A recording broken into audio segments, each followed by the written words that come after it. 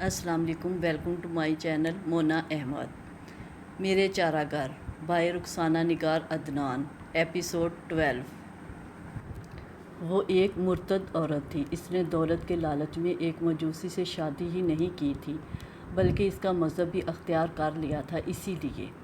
इसीलिए एक मुसलमान होने के नाते, एक खुदा और रसूल पर ईमान रखने के नाते, इस ईमान का तकाजा था कि मैं इसे इस्लाम से फिरने पे कत्ल कर डालता। वो वाजिबल कत्ल थी और मुझे इसे मारकर रूहानी खुशी मिली है। मैंने कोई जुर्म नहीं किया, अपना मजहबी फ़रीज़ा अदा किया है और मुझे इस पर कोई शर्मिंदगी नहीं। आज अल्लाह के सामने मैं सुरखरू हुआ, मेरा सर फ़ख्र से बुलंद है। अखबारी रिपोर्टर्स, कैमरा लाइट्स, पुलिस और लोगों के हजूम में हथकड़ियाँ पहने आफ्ताब ज़ुबैरी दीवानावार चीख चीख कर कह रहा था।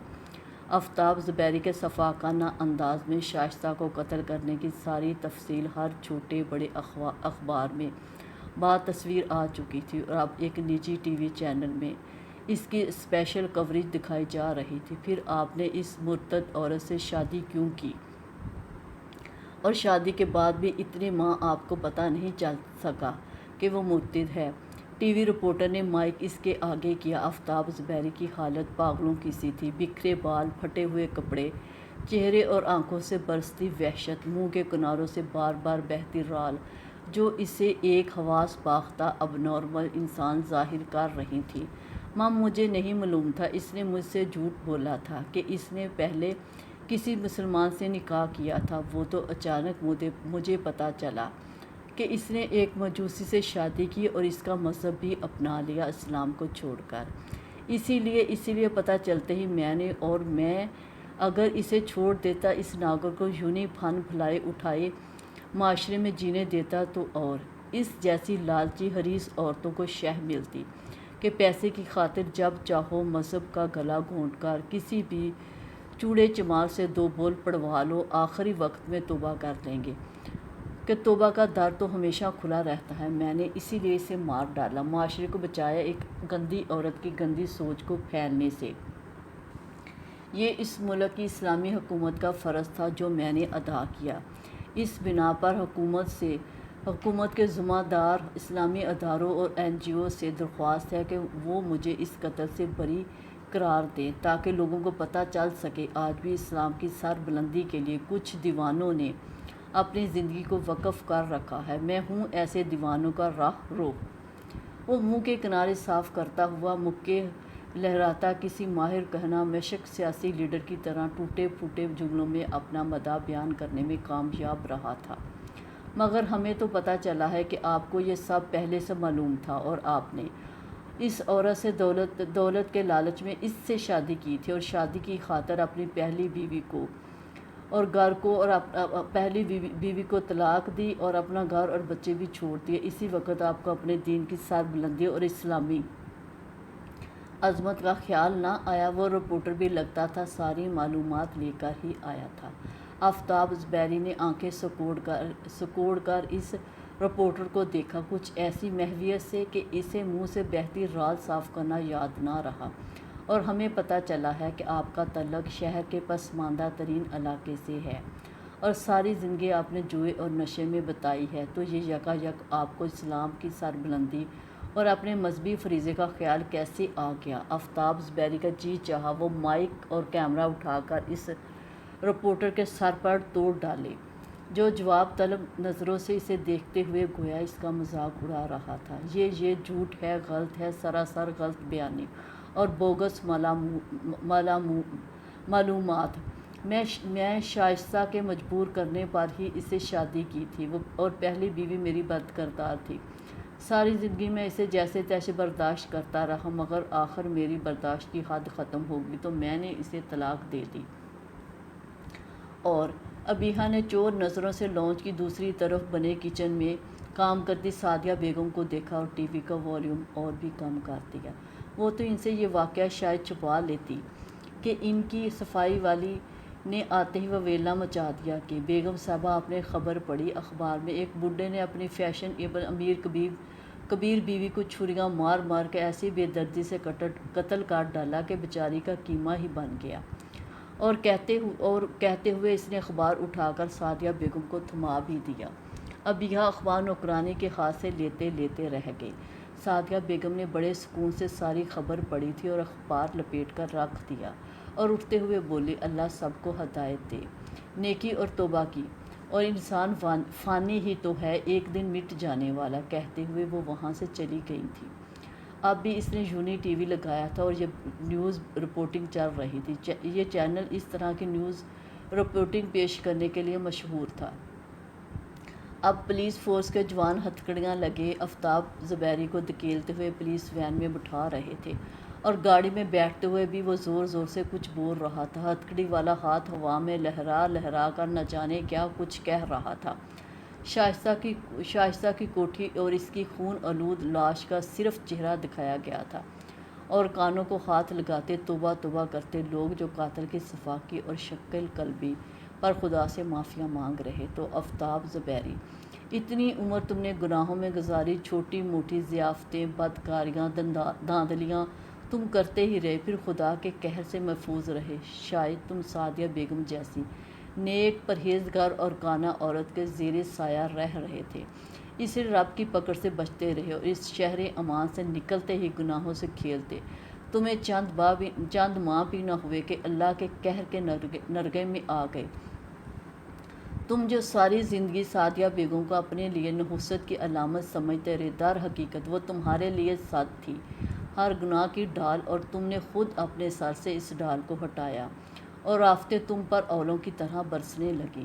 اب جب جیل کی سلاخوں کے پیچھے جاؤ گے تو تم یہ بات ضرور سوچو گے، اور پھر اس کی بات کاٹ کر تمہیں اپنی آخری سانسوں تک کسی زہریلے سانپ کی طرح ڈستی رہے گی۔ اور آفتاب زبیری، تم تو سعدیہ بیگم سے کی گئی زیادتیوں کا حساب نہیں دے پاؤ گے، تو میرا تاوان کیسے چکتا کرو گے؟ میری اس برباد زندگی بنیاد بہرحال تمہارے اس جھوٹ بہتان ہی نے رکھی تھی، اور میری بد دعا ہے تمہارے لیے کہ تم جیتے جی خود احتسابی کی اذیت سے ایک پل نہ نکل سکو۔ ابیہ نے بے حد نفرت سے اس بدحال اور مفعول حال انسان کی نظر آتی دم بدم مدھم پڑتی شبیہ کو آخری بار دیکھا اور ٹی وی آف کر دیا۔ بہت سے لوگوں کو اپنے انجام کے لیے قیامت کا انتظار نہیں کرنا پڑتا، ان میں تم بھی شامل ہو آفتاب زبیری۔ وہ سوچتے ہوئے کمرے سے باہر نکل گئی۔ میں جانتا ہوں تم بیا ہو نا، تم بولو، اس کی مسلسل خاموشی پر وہ بے قراری سے کہہ رہا تھا، اور ابیہ کی سماعتیں جیسے برف کی طرح سن ہو رہی تھیں۔ بیا بولو کچھ تو پلیز، میں ملنا چاہتا ہوں تم سے، فوراً سن رہی ہو میری بات؟ زریاب کی تیز آواز پر جیسے وہ ہوش میں آ گئی، اس نے گھبرا کر ادھر ادھر دیکھا۔ میں ہوٹل میں ٹھہرا ہوا ہوں، کہتے ہوئے اس نے 5 اسٹار ہوٹل کا روم نمبر بتایا۔ میں کل شام 5 سے 6 کے درمیان تمہارا انتظار کروں گا، آؤ گی نا مجھے؟ اس کے لہجے میں وہی چند سال پہلے والی بے قراریاں تھا، جیسے بیچ کے یہ وقفہ درمیان میں آئے ہی نہیں تھے۔ کس لیے؟ نہ چاہتے ہوئے بھی نہ جانے کیوں اس کے لبوں سے پھسل گیا۔ اسی لیے تو بلا رہا ہوں، کچھ باتیں ان کہی سی، کچھ غلط فہمیاں، بدگمانیاں دلوں میں جو رفع کرنی ہیں، مگر کس لیے؟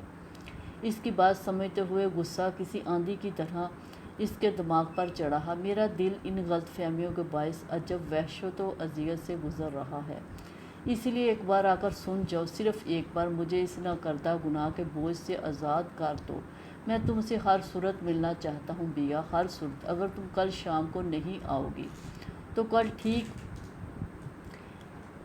1 بجے میں تمہارے سامنے کھڑا ہوں گا۔ میں اتنی دور سے صرف تم سے ملنے آیا ہوں، اور میرے پاس وقت بہت کم ہے، میں چند دنوں کے لیے آیا ہوں اور تم سے ملے بغیر نہیں جاؤں گا، اس لیے تمہیں آنا پڑے گا۔ اگر تم نہ آئی تو میں آ جاؤں گا کل شام 5 بجے، میں شدت سے منتظر رہوں گا، خدا حافظ۔ وہ تیز بولتے ہوئے دوسری طرف سے رابطہ منقطع ہو گیا۔ مسٹر زریاب کو کیوں میری یاد ستانے لگی؟ جب میں نے تڑپ کر پکارا تھا، التجا کی تھی، ہاتھ جوڑے تھے ایک بار آنے کے لیے، اپنی بات سنوانے کے لیے، تو اس گھڑی ان پر تکبر کی انتہا تھی کہ یہ میری آواز سننے کے روادار نہیں تھے۔ اور اب اس بد کردار ابیہ میں کیا سرخاب کے پر لگ گئی جو یہ مجھ سے ملنے کے لیے مرے جا رہے ہیں۔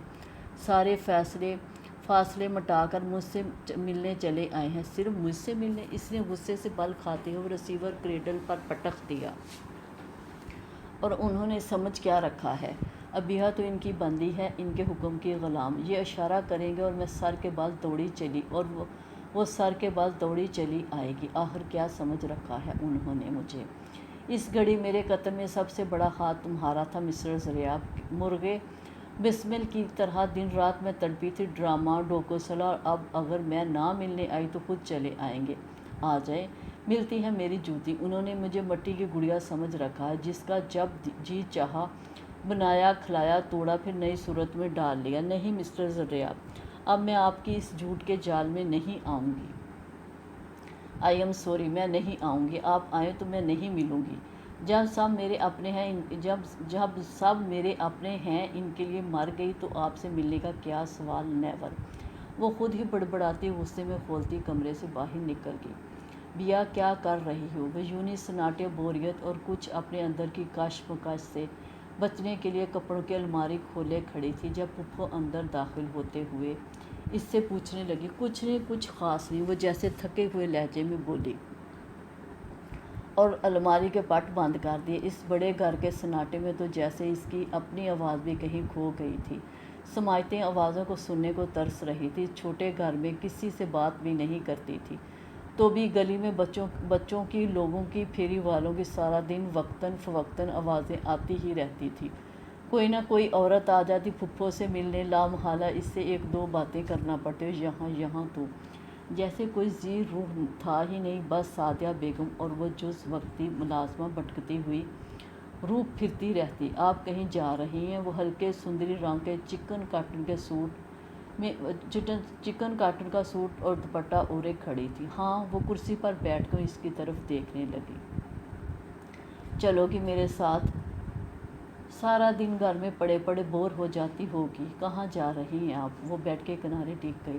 رافع کے فون کا انتظار کر رہی تھی، عموماً اسی وقت کرتا ہے۔ آج اسے گئے ہوئے 1 ماہ 3 دن ہو گئے ہیں، اور یوں لگتا ہے جیسے کتنے مہینے گزر گئے ہیں۔ اللہ ساتھ خیریت کے رکھے اسے۔ انہوں نے اس کے سوال کا جواب یا تو قصداً نہیں دیا تھا یا سنا نہیں تھا۔ وہ چپ بیٹھ گئی۔ ولید کا فون آیا تھا صبح۔ وہ چند لمحوں کے سکوت کے بعد بولی، بابی ہسپتال میں ہے، اس دن انہیں دیکھنے گئی تھی گھر۔ اسی دن مجھے بہت کمزور لگی تھی، ولید بتا رہا تھا۔ رات اچانک ان کی طبیعت بگڑ گئی، شاید شوگر لیول نل ہو گیا تھا۔ صبح پھر ہسپتال لے آئے۔ بیا، وہ تمہاری جدائی میں گل رہی ہیں اور تمہارا سامنا نہیں کر سکتی بیٹا۔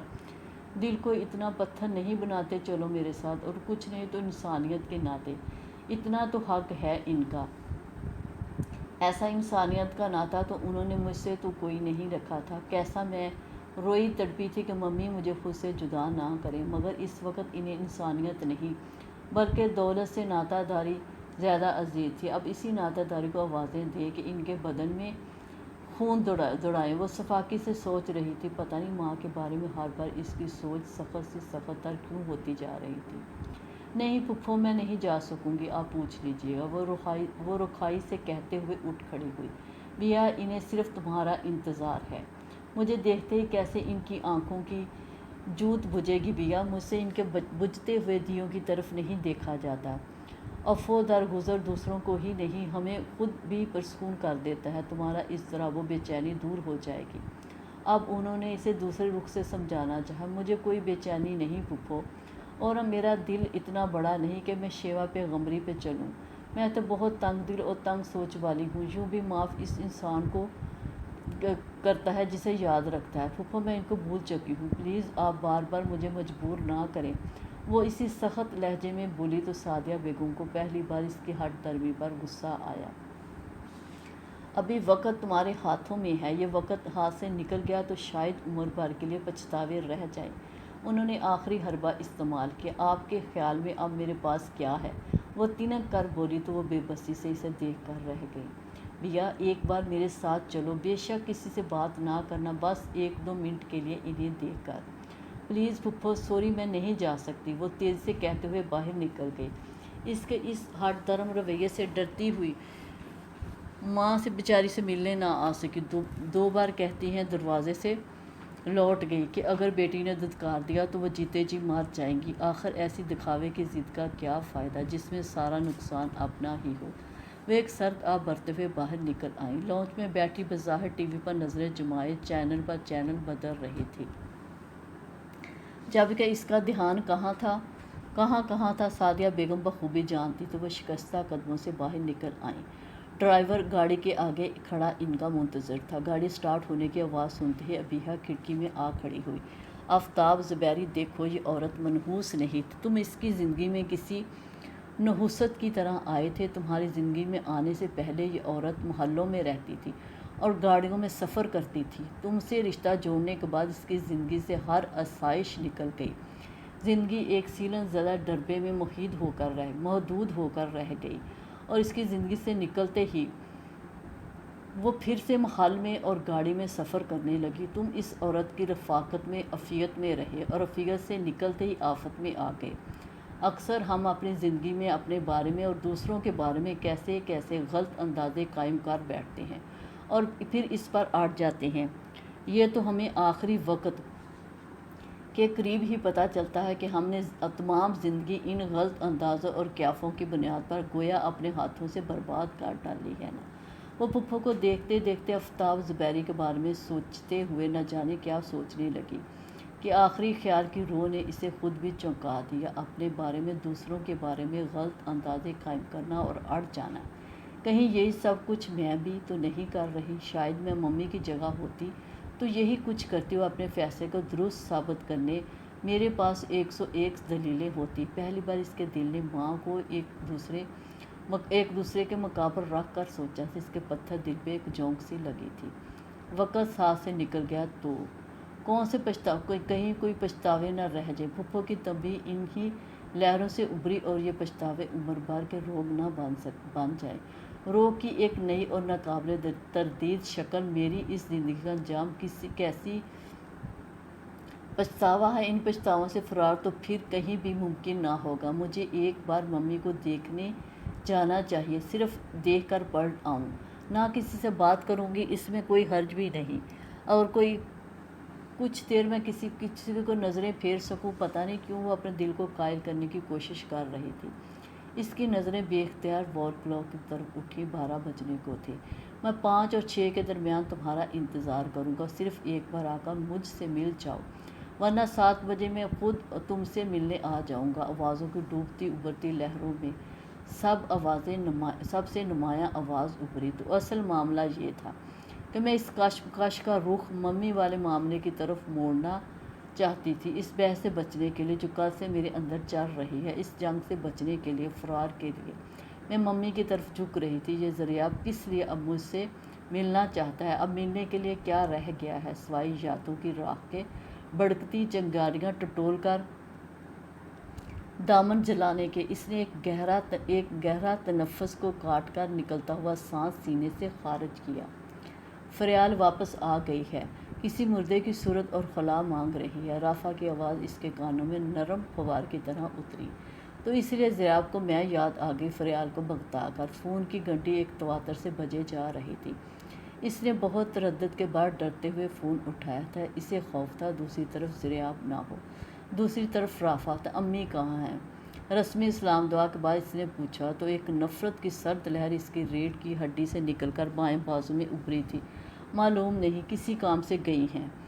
گاڑی آ گئی تھی، ڈرائیور تھا۔ وہ متفکر لہجے میں بولا اور پوچھنے لگا تو اس کا کوفت کے مارے فون بند کرنے کو جی چاہا۔ اس شخص نے میرے لیے فون تھوڑی کیا ہے، اور ان 30 دنوں میں ایک بار بھی اس نے براہ راست میرے لیے فون نہیں کیا۔ اسے صرف اپنی ماں کی خیریت کی فکر ہوتی ہے یا میرے اس قفس میں موجود ہونے کی۔ اس نے سلگتے ذہن سے سوچا۔ پھپھو آ جائیں تو آپ فون کر کے سب پوچھ لیں، میں اس وقت ذرا بزی ہوں۔ کہتے ہوئے اس نے رافع کی اگلی بات سنے بغیر کھٹاک سے فون بند کر دیا۔ اچھی محبت ہے مسٹر رافع، جس کے اظہار کے لیے آپ ایک جملہ نہیں پوچھ سکتے۔ ان 30 دنوں میں گھسے پیٹے روز کے جملے۔ آپ ٹھیک ہیں؟ کیسی ہو؟ طبیعت اچھی ہے؟ تم اچھی ہو؟ نہیں، میں بہت بزی ہوں اور بہت اور میں کبھی اچھی ہو بھی نہیں سکتی۔ وہ پیر پٹکتی کمرے سے باہر نکل آئی۔ آئندہ میں اس کا فون اٹینڈ نہیں کروں گی۔ بھلے گھنٹیاں سارا دن بجتی رہیں، وہ دل میں فیصلہ کرتے ہوئے خود سے بولی، پھپھو میں ممی کو دیکھنے ہسپتال جا رہی ہوں۔ سعدیہ بیگم عصر کی نماز کے بعد تسبیح لیے ابھی تک مصلے پر ہی بیٹھی تھی کہ ابیہا نے اندر داخل ہوتے ہوئے انہیں یہ کہہ کر چونکا دیا۔ سیاہ ریشمی لباس جس کی قمیض پہ گلاب کی ادکلی کلیاں اور شگوفے جا بجا بکھرے ہوئے تھے، اس کے سانچے میں ڈلے نازک بدن کے خطوط کو واضح کرتے ہوئے اس کا واضح معلوم ہو رہے تھے۔ ریشمی سیاہ سرخ پھولوں والا دوپٹہ دودھیا گردن سے بار بار پھسلا جا رہا تھا۔ میک اپ کے نام پہ اس نے صرف میچنگ لپسٹک ہی لگا رکھی تھی۔ میچنگ سیاہ رنگ والے گولڈ کے ٹاپس، نازک چین اور کلائی سے پھسلتا بریسلٹ۔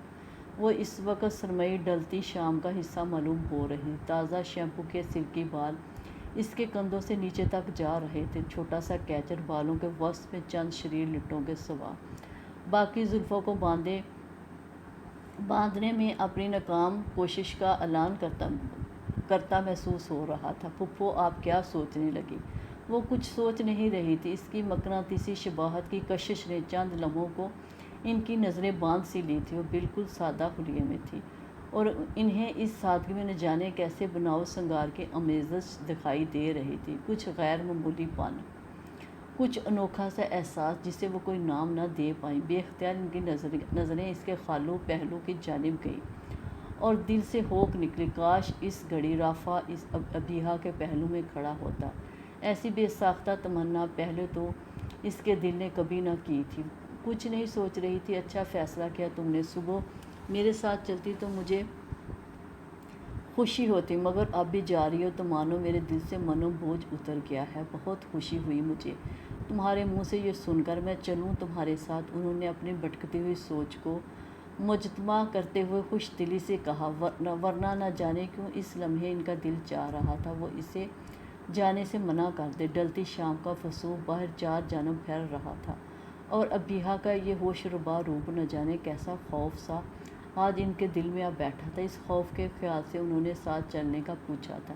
نہیں پھپھو، میں چلی جاؤں گی، ڈرائیور مجھے لے جائے گا اور لے بھی آئے گا، مجھے کون سا ادھر زیادہ دیر رکنا ہے، بس دیکھ کر آ جاؤں گی، یوں بھی آپ تھوڑی دیر پہلے تو آئی ہیں، آپ آرام کریں، وہ کہتی ہوئی پلٹ کر جانے لگی۔ بیا دھیان سے بیٹا، ویسے تو ڈرائیور بہت اچھا ہے، مگر وہ اپنے دل کا وسوسہ کہہ نہیں سکی تھی اور جانے سے اسے روکنا بھی چاہتی تھی اور نہیں بھی۔ عجیب کشمکش ان چند لمحوں میں ان کے دل و دماغ پر حاوی ہوئی تھی۔ اور ابھی عارفہ بھابھی روم میں نہیں آئیں، شاید آئی سی یو میں ہی ہوں۔ ولید مل جائے گا تمہیں گیٹ پر، خیال سے جانا۔ وہ اس وسوسے کے تحت مسئلہ سمیٹتے ہوئے اس کے ساتھ ساتھ باہر نکل آئیں۔ پھپھو میں کوئی بچی ہوں، پھر گاڑی میں جا رہی ہوں، رکشہ یا ٹیکسی پر تو نہیں، آپ فکر نہ کریں۔ وہ انہیں تسلی دیتے ہوئے باہر نکل آئی۔ نہیں یوں نہیں بیٹا، شام ہو رہی ہے نا تو۔ انہوں نے ایک چور نگاہ اس کے قاتل سراپے پر ڈالی۔ دوپٹہ کھول کر لے لیتی، وہ آہستگی سے بولی تو اس نے فوراً تابعداری سے دوپٹہ کھول کر اپنے گرد لپیٹ لیا اور خدا حافظ کہہ کر سیڑھیاں اتر گئی۔ ڈرائیور گیٹ کے پاس گاڑی کا پچھلا دروازہ واہ کیے منتظر کھڑا تھا۔ اس کی پچھلی سیٹ پر بیٹھنے تک ریشمی دوپٹہ پھسلتا ہوا اس کے پہلو میں گر گیا۔ سعدیہ بیگم نے دور ہی سے آیتیں پڑھ کر اس پر پھونک ماری، اللہ تمہیں اپنی امان میں رکھے، میں نے تو کی ہی نہیں کہ جلدی آ جائے۔ انہیں پریشانی سی ہوئی، جلدی آ جائے گی، وہ کون سا وہاں رکے گی؟ گاڑی جیسے ہی نظروں سے اوجھل ہوئی، چوکیدار نے گیٹ بند کر دیا تو وہ اندر چلے آئی۔ مولا نے کتنا کرم کیا ہے ہم گناہ گاروں پر، ایسا شاندار گھر، آفس کی گاڑی صبح سویرے گھر کے آگے آ کھڑی ہوتی ہے، شام 7-8 بجے تک، اور روزی روٹی کی ہر فکر سے آزاد بھی۔ کاش آفتاب زبیری تم اتنے جلد باز، لالچی اور حریص نہ ہوتے تو تمہارا ایسا عبرتناک انجام بھی نہ ہوتا۔ نہ جانے کیسے ایک سرد آہ ان کے لبوں سے نکلی اور وہ بے درد ہم سفر یاد آ گیا جو ساری عمر 2 قدم بھی ان کے ہمراہ نہیں چلا، مگر جس کی موجودگی ہم وقت ایک چبھتے ہوئے کانٹے کی مانند انہیں اپنے ہونے کا احساس دلاتی رہی تھی۔ اور میرا خدا شاہد ہے آفتاب زبیری، میں نے کبھی تمہارے لیے بد دعا بھی نہیں کی تھی۔ میرے بچوں کے باپ تھے تم، اور سارے خاندان سے چھٹنے کے بعد ہی واحد سہارا نظر آتے تھے، تو کیسے تمہارے لیے بد دعا کرتی؟ تمہارے اعمال تمہارے لیے بد دعا بن گئے۔ وہ تھکے قدموں سے اندر آئیں، اور اندر آئی تسبیح ہاتھ میں لیے بستر پر لیٹ گئی۔ ایک زمانے کے بعد ایسی شام اس کی زندگی میں آئی تھی، سرمئی ہلکے بادلوں والی، ادھر سے ادھر منڈلاتے غبار اور شام کی گلتی سیاہیاں، خوشبودار ہوا کے پھریرے انہیں اور بھی جاذب نگاہ بنا رہے تھے۔ آرام دہ گاڑی کی نرم گداز نشست اور تارپوش سے پھسلتی ہموار سڑک کے دونوں طرف اونچے گھنے سایوں والے درخت ہوا کی سرگوشیاں سر ڈھونڈ رہے تھے۔ کیسی بیوقوف ہوں میں، یوں نہیں شام کو گھر پڑی بور ہوتی ہوں، ڈرائیونگ بھی اچھی طرح آتی ہے، گاڑی لے کر باہر نکل بھی سکتی ہوں، سڑی بسی چیزوں کی طرح ایک گھر میں پڑی ہوں۔ جگہ کی تبدیلی انسان کے دل و دماغ پر ایک خوشگوار اثر ڈالتی ہے، اس کا علم تو آج ہوا ہے۔ وہ شام کے ان پرلطف لمحات سے پوری طرح محفوظ ہو رہی تھی۔ ممی کے سامنے جذباتی بالکل نہیں ہونا۔ ٹھیک ہے، میں جا رہی ہوں تو صرف اخلاقی اور مذہبی فریضہ نبھانے، جیسے انہوں نے میرا فریضہ نبھایا، اس کے علاوہ اور کچھ نہیں۔ 2 منٹ کھڑے کھڑے انہیں دیکھوں گی اور واپس لوٹ آؤں گی، نہ کسی سے بات کروں گی، نہ کسی کی بات کا جواب دوں گی۔ وہ دل میں منصوبہ بندی کر رہی تھی۔ گاڑی سبک رفتاری سے چلتے ہوئے 5 اسٹار ہوٹل کے سامنے سے گزرنے لگی۔ ابیحہ کے دماغ کو جیسے سوتے میں کسی نے جھٹکے سے اٹھا دیا ہو۔ شام 5 اور 6 کے درمیان میں انتظار کروں گا تمہارا، ایک بار صرف مجھ سے مل جاؤ، ورنہ میں خود 7 بجے تک آ جاؤں گا تمہارے گھر۔ گاڑی بیک کر کے ہوٹل کی پارکنگ میں لے جاؤ۔ وہ یہ جملہ بولنا نہیں چاہتی تھی، نہ جانے کیسے اس کے منہ سے یہ جملہ پھسل گیا۔ ڈرائیور نے گڑبڑا کر اسے دیکھا، پھر دونوں طرف تیز رفتاری سے رواں دواں ٹریفک ہو۔ میڈم، ہمیں ٹرن کر کے آنا پڑے گا، ہوٹل کافی پیچھے رہ گیا ہے۔ ایسی تیز گام ٹریفک کے بیچ گاڑی بیک کرنا واقعی رسکی کام تھا۔ ڈرائیور نے کہتے ہوئے اجازت طلب نظروں سے اسے دیکھا تو اس نے سر ہلا دیا۔ تم اب جاؤ، تمہاری ڈیوٹی ختم، واپسی پر میں خود ہی آ جاؤں گی ٹیکسی کر کے۔ پارکنگ میں اترتے ہوئے اس نے ڈرائیور سے کہا تو وہ حیران نظروں سے اسے دیکھنے لگا۔ اس کی نظروں میں کیا تھا؟ ابیحہ نے نظریں چرا لیں۔ میڈم، آپ کہتی ہیں تو میں یہاں انتظار کر لیتا ہوں، آپ فارغ ہو کر آ جائیں۔ نہیں، مجھے دیر لگے گی، تم جاؤ، وہ قطعی لہجے میں کہتے ہوئے آگے بڑھ گئی۔ ہوٹل کی ریسیپشن سے اس نے روم نمبر 37 کے بارے میں پوچھا۔ یس میم، مسٹر ضریاب روم میں ہی ہیں۔ ریسیپشنسٹ نے انکوائری سے چیک کر کے اسے بتایا تو وہ پیسے سے ہوٹل کے اس گوشے کی طرف بڑھی جہاں کیپسول لفٹ کی انٹرنس تھی۔ اسے یاد آیا، پہلی بار اپنے شوہر میں وہ ضریاب کے ساتھ ہی یہاں ڈنر کرنے آئی تھی۔ اس سے پہلے وہ دوبارہ ساری فیملی کے ساتھ ادھر آ چکی تھی، مگر ضریاب کے ساتھ جذباتی تعلق کے بعد جب وہ پہلی بار ادھر آئی تو اسے سب کچھ کتنا نیا نیا سا لگا تھا۔ ضریاب نے کھل کر اپنے دل کے ہر جذبے کو زبان بھی اسی شام دی تھی۔ چند دنوں بعد اسے لندن چلے جانا تھا ہائر اسٹڈیز کے لیے، اس لیے وہ اسے اپنے ساتھ ادھر لے کر آیا تھا۔ ممی اور تایا ابا کی اجازت سے ڈائمنڈ کی رنگ پہنائی تھی اس نے۔ اس ہال کے مشرقی کونے کی آخری ٹیبل پر بیٹھے ہوئے اسے رنگ پہنتے ہوئے شرم و حیا سے جو اس کی کیفیت تھی وہ ایک طرف، اور جو احساس تفاخر تھا وہ ہر شام ہر احساس پر باری تھا، جیسے تمام کی تمام دنیا اس کی ایڑی کے نیچے آ گئی ہو۔ آج اس شہر کے سب سے قیمتی، سب سے معتبر شخص نے اسے اپنا بنا کر اپنی محبت کا اعلان کر کے شہر بھر کی لڑکیوں سے اسے ممتاز و منفرد کر دیا تھا۔ ماضی کی وہ حسین یادگار شام اس کی یادوں کے سرمایے کا سب سے خوبصورت بیش قیمت حصہ تھی، جسے اس نے کبھی یاد کرنے کی کوشش نہیں کی تھی کہ اسے یاد کرنا سب سے تکلیف دہ تھا، اور آج ضریاب نے ہی اس تکلیف دہ یاد کو دہرانے کا اہتمام کیا تھا۔ شاید لفٹ جوں جوں اوپر جا رہی تھی، اس کا دل نیچے ہی نیچے بیٹھا جا رہا تھا۔ باتیں کرتے، سنتے، چہلیں کرتے سبھی لوگ اس کی طرف متوجہ تھے۔ اسے ایسا ہی محسوس ہو رہا تھا، وہ ایک مدت بعد ادھر آئی تھی اور آج پھر اسے لگ رہا تھا یہ سب اس کے لیے بالکل نیا، بالکل انوکھا سا ہے۔ کاریڈورس کے ریڈ کارپٹ پر قدم رکھتے ہی وہ چونکی تھی۔ ابیحہ انصاری، یہ تم کیا کرنے جا رہی ہو؟ شادی شدہ ہوتے ہوئے، کسی اور کی امانت ہوتے ہوئے کسی دوسرے مرد سے ملنے جا رہی ہو، وہ بھی اس مرد سے جو کبھی تمہاری چاہت رہا ہو، جس کے نہ ملنے کا شوق تم نے گھنٹوں، دنوں یا ہفتوں نہیں، پورا 1.25 سال منایا۔ اب کیا اس چاہت کی تجدید کرنے آئی ہو یا اپنے شوہر کی امانت میں خیانت کرنے؟ پہلی بار اس کے دل نے نفری انداز میں اس سے سوال کیا تھا۔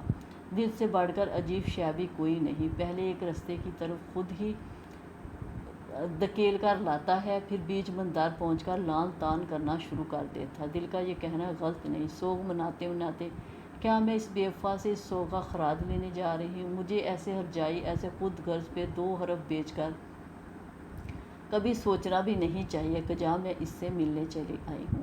کسی نے بڑی مضبوطی سے اس کے ارادے کے سامنے باندھنا چاہا۔ وہ ایک جھٹکے سے واپسی کے لیے مڑی تھی۔ میں ایک اور جذباتی غلطی کرنے جا رہی تھی، ہرگز نہیں۔ ذلت کو بار بار دہرا کر اپنی ہی ذات کی تذلیل کے سوا اور کچھ نہیں ملے گا۔ میں کس آس پر اس سے ملنے جا رہی ہوں؟ اسے اپنا فگار سینہ چاک کر کے دکھاؤں کہ دیکھو میں کیسے پل پل تمہارے لیے تڑپی ہوں۔ اپنی البیلی محبت کے بچھڑنے کے بعد اس دنیا کی ہر خوشی مجھ پر حرام ہو گئی۔ حرام زندگی میں بھی میں نے تمہاری یاد کا دیا بجھنے نہیں دیا۔ تم فریال کے ہو گئے تب بھی اپنے دل کو تم سے نفرت کرنے پر مجبور نہ کر سکی۔ کیسی سچی بے ریا محبت کی تھی میں نے تم سے، اور تم نے میری محبت کی کیا قدر کی؟ لوگوں کی جھوٹی سچی گواہی پر میری پاک محبت پر شک کیا، دھتکار دیا مجھے۔ کیا یہی کچھ کہنے آئی ہوں میں؟ اس سے اور ان سارے آنسوؤں کا موازہ جو اس کی یاد، اس کی جدائی میں بہائے آنسو میں نے نہیں۔ اس نے لفٹ میں قدم رکھا اور بٹن دبانے کو تھی کہ ضریاب اس کے سامنے دروازے کے بیچوں بیچ اپنے شاہانہ وجاہت کے ساتھ جم کر کھڑا ہو گیا۔ بیا، اس کے لب کیا پھڑپھڑائے، بیا کے سارے جسم سے جیسے کسی نے خون نچوڑ لیا۔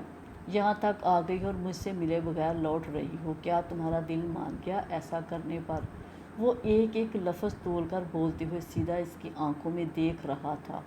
دل ہم دونوں کے بیچ سے بہت دن پہلے نکل گیا تھا، اب تو ہر راستے کا تعین دماغ کرے گا مسٹر ضریاب، جیسے آپ نے کیا۔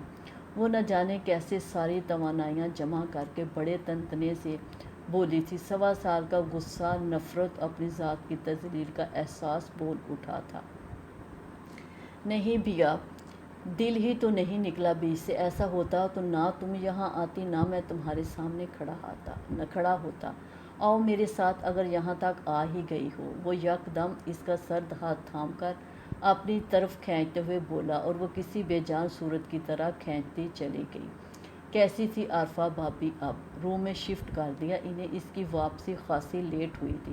سعدیہ بیگم پریشان ہراساں گیٹ کے پاس ہی سے چکر لگاتی مل گئی تھی۔ ڈرائیور چلا گیا، اتنی دور کیوں اتار کر گیا تمہیں؟ وہ اسے اکیلے آتا دیکھ کر گیٹ سے باہر جھانکتے ہوئے پوچھنے لگی، اور انہیں جاتی گاڑی کی دھندلی لائٹ سے اندازہ ہوا کہ ڈرائیور اسے خاصی دور اتار کر گیا ہے۔ اسے جانے کی جلدی تھی، میں نے ہی اس سے کہا کہ مجھے ادھر ہی اتار دے۔ پتہ نہیں انہیں کیوں لگا بیہ ان سے نظریں چرا رہی ہے۔ میں نے دوائیں منگوانی تھی، ختم ہو گئی تھی میری، پھر رات کے اندھیرے میں اتنی دور اتارنے کی کیا ضرورت تھی بھلا؟ وہ تیزی سے اندر کی طرف جا رہی تھی، انسنی کرتے ہوئے تیز قدموں سے اس کے پیچھے لپکی۔ بہت دیر لگا دی تم نے، بہت پریشان ہو گئی تھی۔ وہ اپنے کمرے کی طرف بڑھ گئی تھی، وہ مجبوراً اس کے پیچھے اندر آ گئی۔ ٹریفک جام تھا 2-3 جگہوں پر، چھوٹی سڑکوں پر بے تحاشا بے ہنگم ٹریفک، کوئی کیسے کسی بھی جگہ وقت پر پہنچتا ہوگا۔ وہ ان سے نظریں لائے بغیر الماری کی طرف بڑھی۔ پھر بھی اتنا ٹائم؟ تم تقریباً 5 بجے نکلی تھی، اور اب؟ انہوں نے پریشان نظروں سے دیوار گیر گھڑی کی طرف دیکھا۔ پھپھو، آپ کا مطلب کیا ہے اس ساری تشویش سے؟ اس نے یک بارگی الماری کا پٹ زور سے بند کرتے ہوئے غصے سے کہا، تو سعدیہ بیگم اس کے تیور دیکھ کر حیران ہوتے ہوئے خود کو سنبھالنے لگی۔ نہ نہیں، کوئی مطلب نہیں بیٹا، آج کل زمانہ خراب ہے اس لیے ڈر رہی تھی۔ روز تو کوئی نہ کوئی خبر وہ ہاتھ مرنے لگی۔ انہیں بیہ بدلی سی لگ رہی تھی، جس بیہ کو انہوں نے شام کو اپنی نظروں کے سامنے بھیجا تھا، اس سے بالکل مختلف۔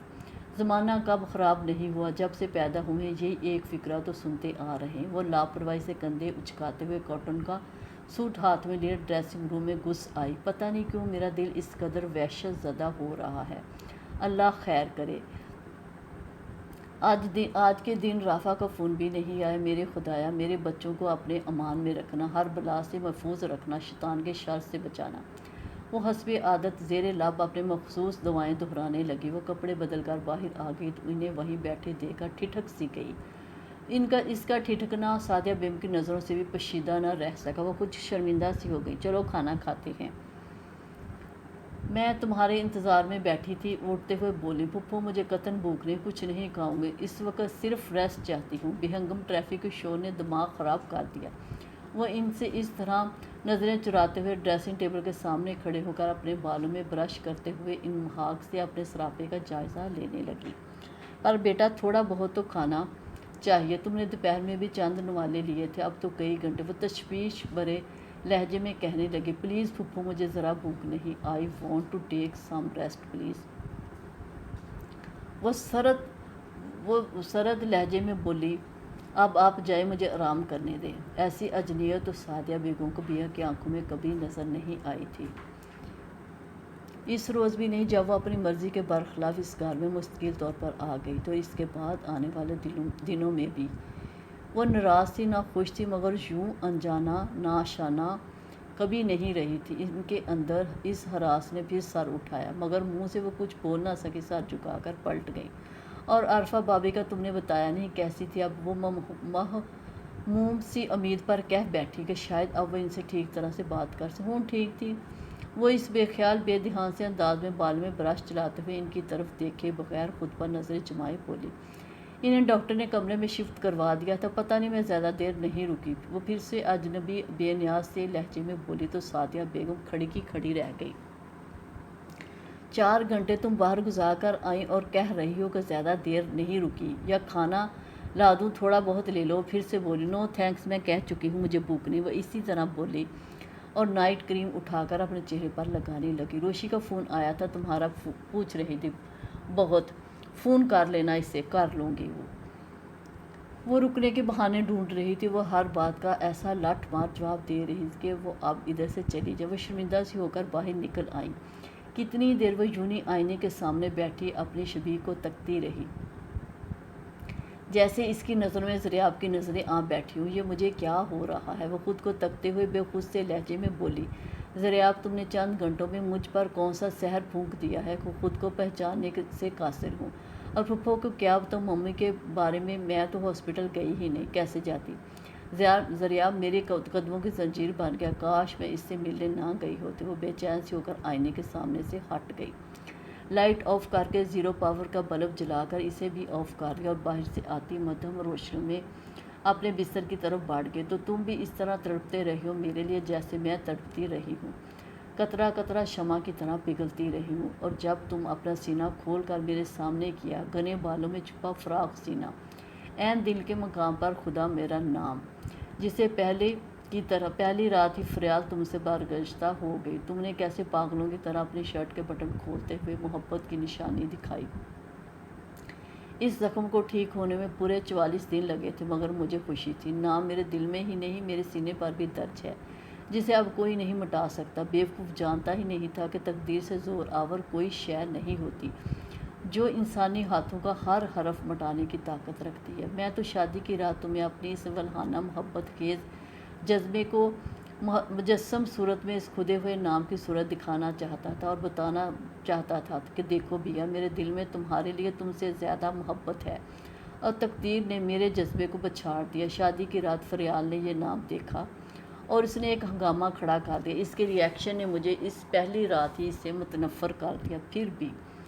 پھر بھی بیا، میں نے والدین سے کیا گیا قول نبھانے کی خاطر نباہ کرنے کی کوشش کرتا رہا، اور فریال کے تانے اس طرح میری ایسی ہر کوشش پر پانی پھیرتے رہے۔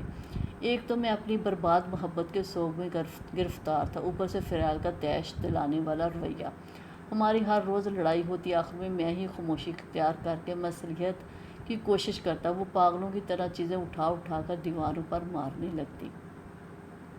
اس نے پہلے دن کے کہے پر سارا دن عمل کر کے دکھایا کہ میں اب اپنا سارا بدن کھدوا کر اس کا نام بھی لکھوا بھی لوں، وہ مجھ پر یقین نہیں کرے گا۔ سو اس نے میرا کبھی یقین ہی نہیں کیا، اور سچی بات ہے، اسے کیسے یقین دلاتا اس بات کا جس کا خود میرے دل کو یقین نہیں تھا کہ میں اس سے کہہ ہی نہیں سکتا۔ آخر روز کی لڑائیوں سے تنگ آ کر میں نے اسے واپس بھجوا دیا، اور اس نے میرے ظلم و ستم اور نہ جانے کون سے اسکینڈلز کے بارے میں جھوٹ سچ سب کو ایسی کہانی سنائی کہ میرے اپنے والدین مجھ سے نفرت کرنے لگے۔ میں ادھر اصل حقیقت بتانے اور ممی پاپا کو غصہ کم کرنے آیا تھا، اور سب سے بڑھ کر آخری بار تم سے مل کر معافی مانگنے۔ بیا مجھے معاف کر دو، جو زیادتی والدین کی فرما برداری میں مجھ سے تم پر ہوئی، اس بات کی معافی کہ میں کوشش کے باوجود تمہیں تمہاری محبت کو اپنے دل سے نکال ہی نہیں سکا۔ میں تھوڑے دنوں کے لیے ادھر ہوں، خود پر قابو نہ پا سکا اور تم سے رابطہ کر بیٹھا۔ مجھے معلوم تھا میری اپنی تباہی کا اور بھی انتظار کیا جا رہا ہوں۔ ملول لہجے میں کہتے ہوئے اس پر نظریں جمائے بولا، کیا مطلب؟ وہ اس آخری جملے کا مطلب نہیں سمجھی تھی۔ میں تو سمجھتا تھا تم بدل گئی ہوگی، شادی شدہ لڑکیوں کی طرح، مگر بیا سچ کہو، مجھے خود پر یہ کہتے ہوئے قابو رکھنا مشکل ہو رہا ہے۔ تمہارا قیامت خیز حسن آج بھی اتنا ہی ہوشربا قاتل، مجھے نہیں لگتا اگر کچھ دیر اور رکی تو میں خود کو روک سکوں گا۔ تم تو اور بھی حسین ہو اور بھی معصوم، تمہارے چہرے کے گرد کیسا پرسوز حالہ سا ہے کہ نظر نہیں ٹھہرتی۔ بیا تم خوش ہو اس رافع کے ساتھ؟ اس رافع کہتے ہوئے اس کے لہجے میں اندیکھی تحقیر در آئی تھی۔ بیا کا سر آپ جھک گیا، وہ اس سوال کے جواب سے بچنا چاہتی تھی۔ میں جانتا ہوں تم پر کیا ظلم ہوا، محبت کرنے والے دلوں کو ایک دوسرے کا علم ہوتا ہے، میرا دل ناخوش تھا تو تمہارا کیسے کھل سکتا ہے؟ میں اگر ایک پل کے لیے بھی تمہیں نہیں بھول سکتا تو تم مجھے کیسے بھول سکتی ہو؟ میں سچ کہہ رہا ہوں نا بیا، تم مجھے بھولی نہیں، وہ بڑے پر یقین لہجے میں کہہ رہا تھا۔ بیا کا سر دوسری بار جھک گیا۔ یہ کیسا ظلم کیا ہمارے بڑوں نے ہم پر، وہ خلا میں گھوٹتے ہوئے کہنے لگا۔ میں فریال کو بیچ کر ہلکا پھلکا سا ہو گیا تھا کہ چلو میں اس کے اور وہ میرے بوجھ سے رہا ہوئی، اور ساتھ ہی مجھے یہ تسلی تھی کہ تم خوش ہوگی، شروع میں نہ بھی رہی ہوگی مگر اب سیٹ ہو چکی ہوگی۔ پر بیا اب میں سمجھا، یہ محبت ایسا روگ ہے جس دل میں گھر بنا لے پھر اسے کبھی آباد نہیں ہونے دیتی۔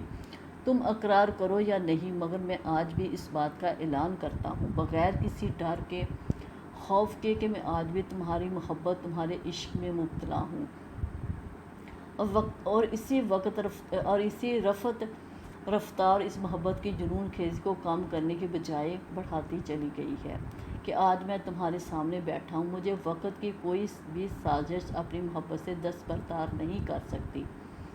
ایسا کہتے ہوئے بڑی بے باکی سے اس کا پہلو میں پڑا ہاتھ اٹھا کر لبوں سے لگا لیا تھا۔ بیا کو لگا اس کے ہاتھ کو دو جلتے شعلوں نے چھو لیا ہو۔ اس نے تڑپ کر ہاتھ کھینچا تھا اور اٹھ کھڑی ہوئی تھی۔ اب اس محبت کا اعلان کرنے کا کیا فائدہ مسٹر سریاب؟ اس وقت جنون خیز بلا کی محبت کہاں جا سوئی تھی جب میرے سارے اپنے مل کر میری رسوائی کا سامان کرتے ہوئے مجھے بے یقین گردان رہے تھے اور میرے کردار کو پامال کر رہے تھے۔ اس وقت جب میں نے رو رو کر آپ سے فریاد کی، گواہی مانگی کہ اپنا ساتھ مجھے دے نہ دے، میرے کردار پر تو یقین کریں، اس وقت آپ نے میری ہر فریاد، ہر آنسو کو جھوٹ اور ڈرامہ قرار دے دیا۔ اب میں یکایک کیسے معصوم اور بے گناہ اور آپ کی گم شدہ محبت بن گئی۔ اتنے عرصے کا جمع غصہ کسی لاوے کی طرح اس کے اندر سے پھوٹ نکلا۔ میں جانتا ہوں تمہیں بہت غصہ ہے، بہت طیش ہے اس بات پر، مگر میرا یقین کرو یہ سارا معاملہ اس وقت میرے سامنے اس طرح رکھا گیا تھا جیسے یہ سب وقوع پذیر ہو چکا ہو، اور میں نے کوشش کی تمہیں ڈیفینڈ کرنے کی، مگر ممی پاپا کی قسمیں، پھر ان کا غصہ، وہ اٹک کر بول رہا تھا، اور آگ کاٹ دینے کی دھمکی بھی۔